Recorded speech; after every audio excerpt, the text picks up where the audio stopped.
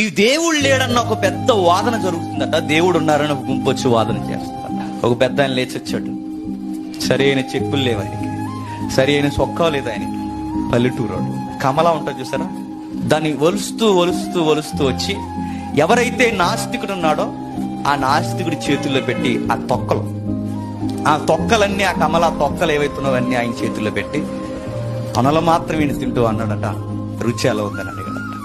నాస్తికుడు సీరియస్ గా చూసి అన్నాడట, నీకు పిచ్చా, తొక్కలు నా చేతులు పెట్టి తొనలు నువ్వు తినేసి నా టేస్ట్ ఎలా ఉందని అడుగుతున్నావు అన్నాడట.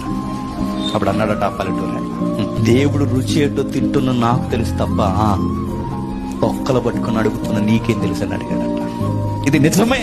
దేవుడు మనకు ఎలా తెలుస్తాడంటే అది రుచి చూసిన వాడికి తప్ప ఎవరికి తెలియదు. అందుకే బైబిల్లో వాడబడిన పదం ఏంటంటే యెహోవాను రుచి చూసి ఎరుగుడి.